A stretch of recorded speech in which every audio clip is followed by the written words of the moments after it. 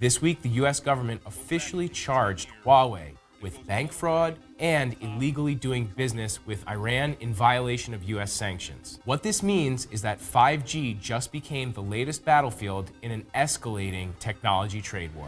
China's ambassador to Canada gave a warning that Canadians would face serious consequences if it prevents Canadian telecom firms from using Huawei equipment. Federal prosecutors at the U.S. Justice Department here in Washington are reportedly pursuing a criminal investigation of suspected corporate economic espionage by Huawei, targeting tech sector rivals, including cell phone provider T-Mobile. You start talking about 5G networks and Huawei, Chinese-backed, Chinese government-backed, Chinese military-backed equipment going into what will essentially be national security and national interest situations here domestically and national infrastructure like telecommunications. I just think this is a very significant long-term problem for Huawei. I don't think it's going away. I owe Huawei so much, and I endeavor to pay my debts. Let me ignore for a moment the sentimental aspect and focus just on the numbers. Huawei was responsible for 100% of my income. So then, logically, I should adjust Huawei's income by 100%. But that was impossible. So I spoke to the appropriate person at Huawei, and I told them I would take a special mission with the following objectives. First, I would make the difference in Huawei's market access in at least one country, somewhere in the world. Second, I would make a $1 billion difference in Huawei's revenue. My goals have been far exceeded. Huawei's market access in many countries has been modified because of my righteous and dedicated efforts. Furthermore, Huawei's revenue has changed by over $10 billion in the last 4 years. That is to say, I have adjusted Huawei's income by more than $10 billion in the last 4 years. Now, the unfortunate details. Huawei has been banned in many countries around the world. My work has had a negative effect. My effort to manipulate influencers in trade unions, labor unions, carrier companies worldwide, and governments has led to a loss of contracts worth billions of dollars over a 4-year period. When I was in Huawei, my bosses told me that I was worth several of my colleagues, that my efforts and my effect weighed more than many of the people on my team, but I did not agree.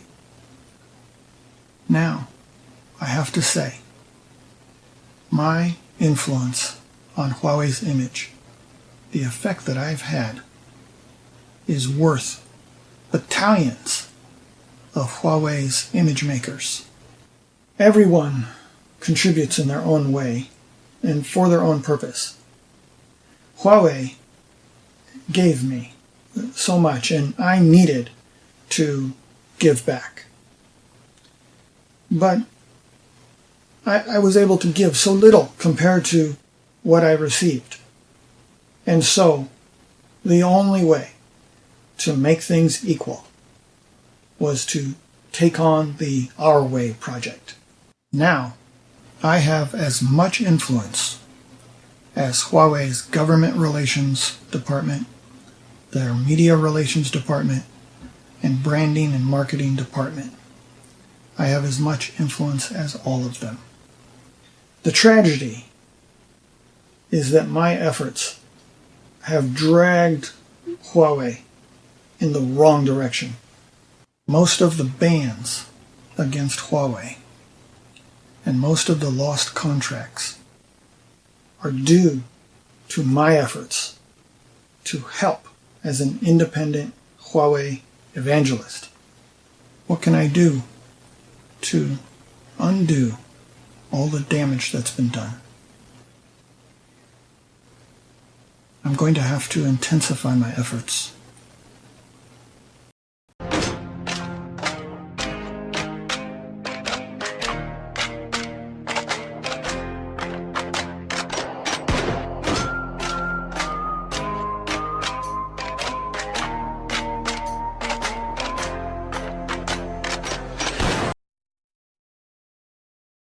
I read the story about Huawei talking about the U.S. market, and I immediately thought of you and was super glad you're coming on the show because you know this market better than anybody. The CEO of Huawei is basically saying that he's confident they're going to triple their market share in the United States this year, and that he says that the Americans are so nervous about us. Why are they so nervous about us? They shouldn't be so nervous about us. Should the American market be nervous about the arrival of Huawei? I don't think that worry is going away. I think Huawei is really, it's a pipe dream that the U.S. administration is going to suddenly back off this position that when you start talking about 4G networks today and 5G networks on the horizon, 5G networks, of course, are what we're going to use to have autonomous vehicles, connected homes, connected healthcare. I mean, you start talking about 5G networks and Huawei Chinese-backed, Chinese government-backed, Chinese military-backed equipment going into what will essentially be national security and national interest situations here domestically and national infrastructure like telecommunications. I just think this is a very significant long-term problem for Huawei. I don't think it's going away. A solution?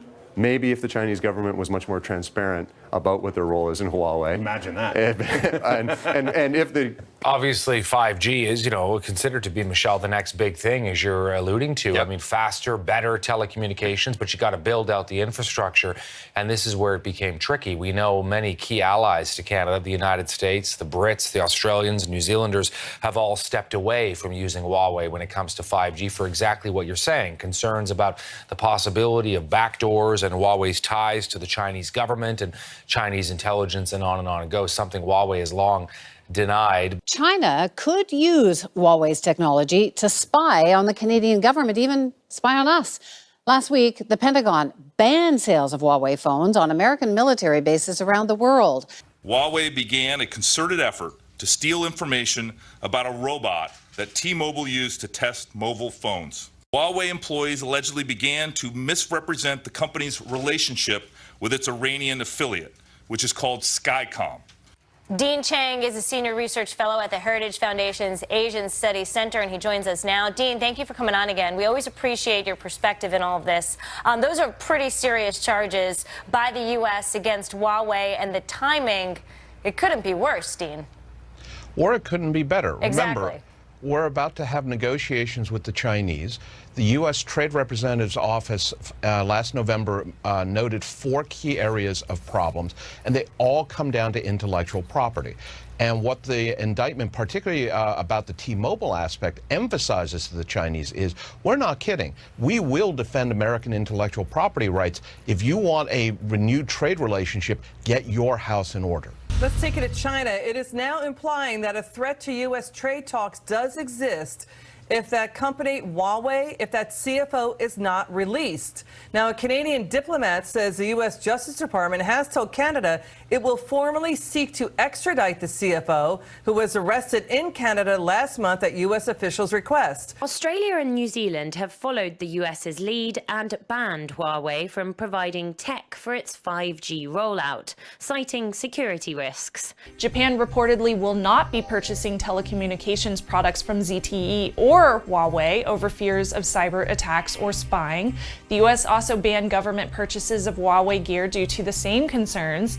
And Australia and New Zealand also decided to block the company from building any 5G networks. And British Telecom, or BT, is removing any Huawei technology from their EE mobile network. So Huawei is not having one of the greatest of years due to that suspicion of their activities, cybersecurity, spying, all those things. Admiral Rogers, would you care to add anything about the threat posed by Huawei? I would agree with Director Ray's characterization here, and this is a challenge, I think, that's only going to increase, not lessen over time for us.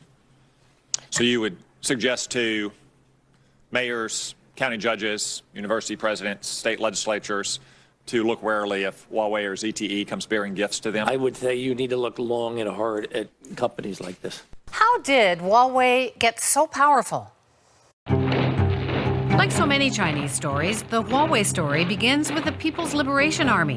Back in 1987, an officer named Ren Zhengfei saw the global telecom industry exploding and decided China should get in on the action. He founded Huawei. Today, Ren is worth billions. His family is considered Chinese royalty, and his company is the largest telecom in the world. So where did all the power and influence come from? The company is now a worldwide operation. Its grid stretches across 170 countries. It's worth over $92 billion and employs 180,000 people. Huawei now makes more smartphones than Apple. About 1 million Canadians own one. But here's the thing. This success story might not have a happy ending, as more countries block Huawei because of security concerns. And it's not just about the phones, it's about the network. 5G will make phones faster, get driverless cars on the road, power smart cities, and smart homes. Imagine if those things were hacked. Fearing threats to national security, some countries have begun stripping their networks of Huawei equipment. Under new Chinese law, companies must cooperate with intelligence services. And China has hacked Canada before. So, could this new data pipeline give Beijing backdoor access, revealing information about Canadians and access to our infrastructure? Huawei could threaten this country's national security. Australia, New Zealand, the British are rethinking their decision. Countries like Israel have decided on an informal ban of Huawei. The other NATO allies that we have, some of them, not all, but some have decided the risk with Huawei is too high. So I think it could be very damaging to the intelligence relationship if Huawei is built into Canadian networks. It creates an unmanageable vulnerability. That's one of the things we learned from the British experience. Today we're discussing the U.S. intelligence community, which is recommending that the U.S. and American citizens don't use Huawei smartphones. Jeff, what's the deal? This is pretty big, but I think it's just common sense. The heads of the FBI and the CIA and the NSA said, hey, Americans, be careful out there. China is a surveillance threat, so don't go put a little piece of this in your pocket. And they identified Huawei and ZTE, another big Chinese smartphone maker, and sort of said, hey, look out. These things could spy on you. Don't take the risk. Don't buy one. To China, where Canadian diplomats are working to gain access to Michael Spavor. He's one of 2 Canadians detained in the wake of the Huawei executive arrest in Vancouver. What exactly are the allegations here? Well, the company has been under scrutiny since at least 2016 by the U.S. for violating sanctions against Iran and other countries.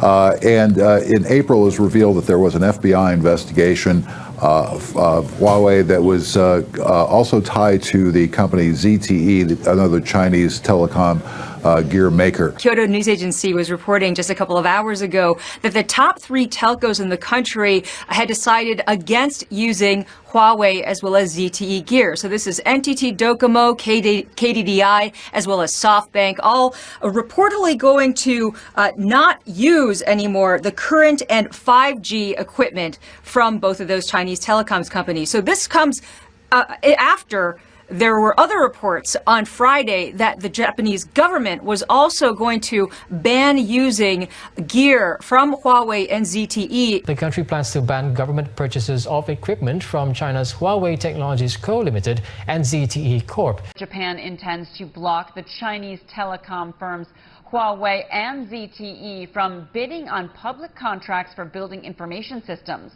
A Japanese newspaper says the ban is due to security concerns. China says it's seriously concerned over reports that Japan plans to ban government purchases of equipment from the tech companies Huawei and ZTE. During a Senate Intelligence Committee hearing, Republican Senator Tom Cotton asked FBI Director Christopher Wray about Chinese-made telecommunication devices. I'm talking about smartphones. I'd like to turn my attention to the threat posed by China and specifically Chinese telecom companies, specifically Huawei and ZTE, but also Unicom and Telecom posed to our country. That's why I've introduced legislation with Senator Cornyn and Senator Rubio to say the U.S. government can't use Huawei or ZTE, and that the U.S. government can't use companies that use them.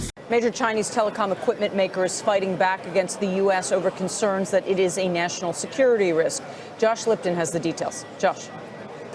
Michelle, the FCC is considering a new rule here that could be bad news for Huawei. And here's how this would work. So the FCC runs what's called the Universal Service Fund. That's a big pool of money, nearly $9 billion, some of which is used to provide subsidies to help companies that provide broadband in rural areas. If this proposal goes through, these companies couldn't use those subsidies to buy equipment from those firms that are deemed a national security threat. Now, how would the FCC decide what company actually represents such a threat? The commission telling CNBC it could take its cues from Congress. And remember, U.S. lawmakers have introduced legislation that would prohibit the U.S. government from buying or leasing telecom equipment from Huawei and ZTE. This week, New Zealand joined Australia and the U.S. in banning the use of Huawei or other Chinese equipment in 5G networks. Huawei is at the center of this diplomatic dust-up. Canada's arrest of the company's CFO is widely believed to have prompted China's arrest of 2 Canadians. China isn't backing down. Over the weekend, Canada's ambassador to China, John McCallum, was warned by Chinese officials of grave consequences should Meng not be released. So what could those consequences look like? Is there any way to resolve this situation? Brian Kingston is the Vice President of Policy for the Business Council of Canada, and he joins me now. Hi, Brian. Nice to see you again. Good to see you. So when we hear this phrase, grave consequences, when you hear that phrase, what are you thinking the possibilities are? Well, really, the options for China are limitless, and that's what's very concerning around what's going on right now. Germany is weighing up whether to block Chinese telecom giant Huawei from bidding on a government tender to develop a high-speed internet network there. Now, it comes amid rising security concerns over the company's alleged espionage activity for Beijing. Huawei, ZTE, these telecom companies, particularly as we get into 5G, could pose a national security threat to Canada. We've reached that conclusion already in America, as has, again, Australia, New Zealand, and even our friends, the British, have made a change on the equipment as well. And we're seeing other nations re-examine their positions as well. So Canada, where our networks are so intertwined, we wanted to raise this issue at the Prime Minister level. Of course, there are other examples around the world of governments that have similarly reacted to Huawei activity and investment in their countries. That includes the United States, which banned Huawei from entering the U.S. market for network equipment, citing concerns over potential links to China's government. Now, experts believe Australia's stance on Chinese company Huawei will further sour an already strained relationship between the two countries. The Australian government has banned the telecommunication giant from working on its 5G communications network. Senators Marco Rubio and Mark Warner warned Canada about Chinese telecom giant Huawei providing 5G internet in Canada because it's an unacceptable risk to national security. Starting off with a big development following the arrest of Huawei Technologies global CFO Meng Wanzhou. Japan has now banned government purchases of telecommunications products from the Chinese tech giant and ZTE Corporation. This is reportedly over fears that these companies indulge in intelligence leaks and cyber attacks. The Japanese government is also revising its rules on procurement. This is an issue that has been sort of percolating since at least 2012, when there was a sort of a serious government report that was put out warning against Chinese vendors like Huawei and ZTE. But the Trump administration and the U.S. government has already showed that it will take issue with some of these companies, such as ZTE. As you remember last year, the U.S. government essentially prohibited companies from selling components to ZTE, which shut down ZTE's business and really dealt it a major financial blow. Chinese companies Huawei and ZTE would be shut out of any future government deals. According to Reuters, Britain's BT Group said that it was removing Huawei Technologies equipment from the core of its existing 3G and 4G mobile operations and would not use the Chinese company in central parts of the next network. This week, the U.S. government officially charged Huawei with bank fraud and illegally doing business with Iran in violation of U.S. sanctions. What this means is that 5G just became the latest battlefield in an escalating technology trade war. The heads of the FBI, CIA, and NSA have some strong words for Huawei and ZTE, strongly implying the Chinese government uses their devices to spy on Americans. Its founder is a former officer in the People's Liberation Army, and its chairwoman is reportedly linked to China's spy agency. Chinese companies are under growing pressure to show loyalty to the state. Britain's defense minister has voiced his deep concerns about a possible spying threat from the Chinese tech giant Huawei. It comes amid confrontation between the company and the UK's closest ally, the United States. Yesterday on this program, a U.S. senator urged Canada to block Huawei from Canada's 5G network, saying it could threaten both of our countries' national security. If a country were to purchase this equipment, it might have built-in back doors so that down the line, once the equipment was installed, the Chinese could intercept messages, communications, violate the security of the networks. Our telecom networks are totally meshed together.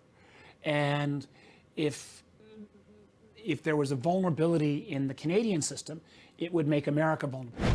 The U.S. has banned purchases of Huawei's telecom gear, fearing it can be used to spy on American citizens. Several countries have followed suit. Some countries have stopped telecom operators using Huawei's equipment in the new 5G networks because they are concerned about possible Chinese government involvement in their communications infrastructure. It has been known that Huawei and a lot of other manufacturers such as ZTE and Blue that have come out of China also to have back-end deals and backdoors that the Chinese governments can access. China's ambassador to Canada gave a warning that Canadians would face serious consequences if it prevents Canadian telecom firms from using Huawei equipment. Amber Kanwar is joining us from BNN Bloomberg. Good to have you with us this morning. Thanks for having me. All right, huge stakes for Canada's telecom industry. Tell us about this. People are familiar with Huawei because of phones, but there's a lot of Huawei technology already here and at use in the country. That's absolutely right. Companies like Bell Media are already using some of their older components, but what it's at issue, as you mentioned, is the rollout of 5G. Now, 5G is happening all around the world. You think your phone is fast. Now, 5G is going to promise to increase the speed 100 times. So the race is to develop that network, and the race is to provide those components. And with all the tensions between Canada and China right now, Canada is still reviewing whether they're going to allow Huawei to participate in its 5G network. That's what's been happening, not only with us shutting them off from national defense and other national security measures, but also last weekend, our Congress warned the Canadians, the Australians are worrying about it, the South Koreans have shut them out of government contracts and so forth. Relations between China and Canada turned frosty last month after Canadian authorities arrested Huawei's chief financial officer, Meng Wanzhou, on a U.S. extradition request. China subsequently detained 2 Canadian citizens, and this month a court retired a Canadian man who previously had been found guilty of drug smuggling and sentenced him to death. Prime Minister Justin Trudeau has accused Beijing of arbitrarily using the death penalty and called world leaders to solicit their support. A lot of this has to do with what China wants to do, the advancements they want to make as the leader in 5G, the next technology that's going to basically power everything that we do in our homes, in our cars, etc. Can China be trusted, and are we effectively dealing with China and the fact that they can't be trusted? Well, on the one hand, the Chinese are trying to create a global 5G network, which means they're not forcing anyone to buy their stuff. They are pricing and producing quality goods that make them very attractive. But their attitude towards intellectual property highlights that it's very hard to trust them. And if they don't get their act in order, if they continue to act the way they do, then they may well be shut out of key 5G markets. Australia, the United States, Great Britain, Japan have already indicated they are not comfortable with the Chinese. The U.S. government has banned staff, agencies, and contractors from using Huawei and ZTE-made smartphones and other devices. Now that the president has signed the Defense Authorization Act into law, government workers aren't allowed to use hardware from those companies to route or view user data. According to Digital Trends, Huawei has been banned from supplying its 5G mobile network infrastructure equipment in Australia. The government-issued order said regulations that previously only applied to carriers would now also apply to equipment as well. In a statement, representatives said using equipment sourced from companies that could be influenced by foreign governments may leave the nation's network vulnerable to unauthorized access or interference. An official told Reuters the new directive was aimed at Huawei. I think the decision by Orange particularly, but also Deutsche Telekom, I understand, to restrict the use of Huawei technologies for the core networks is a good one. It makes sense.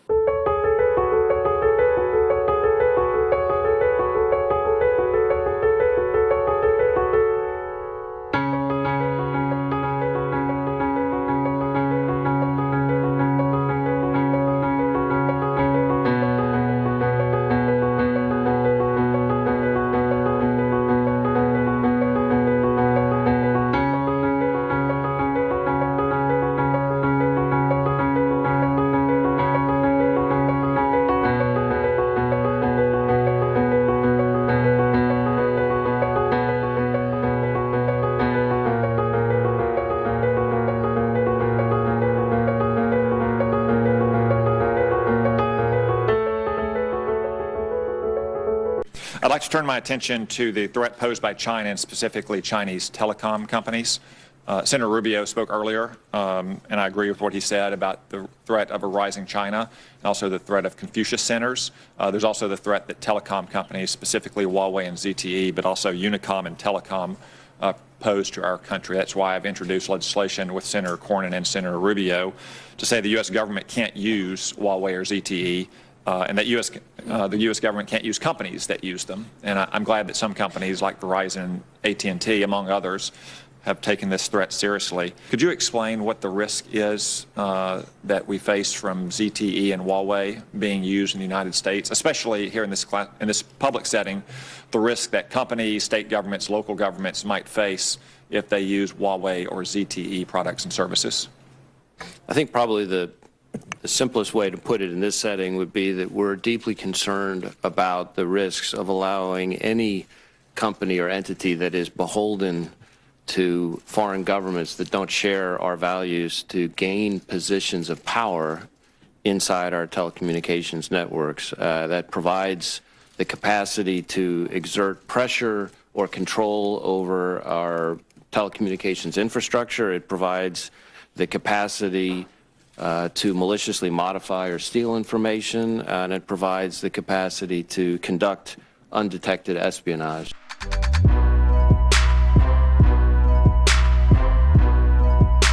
What's up guys, Sal here. So the United States government wants to ban all Huawei devices, including smartphones, not only just in America, but in other countries as well. The US government is concerned that Huawei is a cybersecurity threat. They fear that the devices could be used to spy on users and could be easily controlled by the Chinese intelligence agencies. The United States is now particularly concerned that these devices could be used against American military bases abroad, and now they have petitioned countries such as Germany, Italy and Japan to reject Huawei, and are even considering offering financial incentives to countries who opt not to use Huawei's devices. Congress and the Pentagon have long worried that China might be using Huawei and ZTE devices to spy on sensitive U.S. activity. According to Reuters, Australia has banned Chinese telecoms firm Huawei from supplying equipment for a 5G mobile network, citing risks of foreign interference and hacking. So in a rare moment, as you alluded to, you had China's ambassador Liu Xie say that there would be repercussions if Huawei was excluded from the 5G process. So not exactly an overt threat, but considering where we are right now with 2 Canadians detained and another who has been convicted, sentenced to death, it certainly does raise the political stake and beg the question, what would those repercussions be? According to Digital Trends, Huawei may be banned from Australia's 5G network. Australian politician Michael Danby stated that he doesn't feel it would be appropriate for a company with security risks like Huawei to participate in the network's development. A great company like Huawei, we love you. We want to make our voice over here. The U.S. Department of Defense has stopped selling mobile phones and modems made by the Chinese technology companies Huawei Technologies and ZTE Corp in stores on its military bases. Cotton is deeply suspicious of two Chinese telecom companies. The first one is called ZTE, and then there's the other one, Huawei. They are among the largest smartphone companies in China, and they're aggressively expanding into the United States. Senator Cotton, he's certain that those companies simply cannot be trusted. The country, I guess you'd say, they are developing this perfect surveillance system using technology created by companies like Huawei and ZTE. Ever since Huawei's CFO Meng Wanzhou was arrested last year in Canada on behalf of the U.S. government, the Chinese telecom equipment giant has maintained it has no ties to the two obscure firms accused of violating U.S. sanctions against Iran and Syria. But Reuters has exclusively seen documents that show both entities, Skycom Co. in Iran and Canicula Holdings in Syria, were actually part of the Huawei family. London-based global investigative reporter Steve Stecklow. For example, there are people with Chinese names who, according to the records in Iran, had permission to use the bank accounts for both Skycom and Huawei.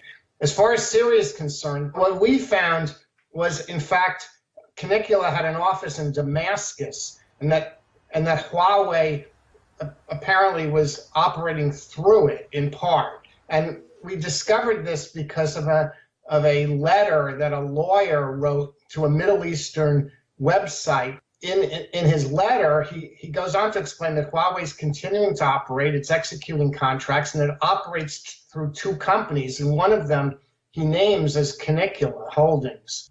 The documents undermine Meng's claims that Huawei's hands are clean. Huawei declined to answer questions regarding Reuters' findings. The international economic intrigue around Chinese tech firm Huawei leads our global report today as the story continues to develop new angles in the U.S. and abroad. Starting in the United States, federal prosecutors at the U.S. Justice Department here in Washington are reportedly pursuing a criminal investigation of suspected corporate economic espionage by Huawei, targeting tech sector rivals, including cell phone provider T-Mobile, according to a scoop by the Wall Street Journal. Investigators are believed to be building upon the foundations of a 2014 civil lawsuit by T-Mobile in which two Huawei employees were eventually found to have appropriated, perhaps stolen, technology from T-Mobile for use by Huawei. The investigation has been characterized as being in an advanced stage.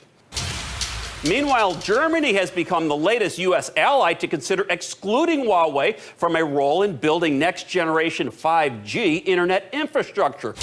And Huawei is also being scrutinized from another angle here in Washington as members of Congress raise questions about Huawei's role in building solar energy capacity in the United States. A bipartisan group of U.S. legislators has warned in a letter to the Trump administration Energy Secretary Rick Perry that Huawei's growing presence and role in large-scale and residential solar markets, quote, may pose a threat to our nation's infrastructure. There was bicameral legislative action on the issue raised in the letter with the introduction of two bills on electric grid security in the House and Senate. In a statement on the bill, Prime Senate sponsor Tom Cotton of Arkansas called Huawei, quote, an intelligence gathering arm of the Chinese Communist Party.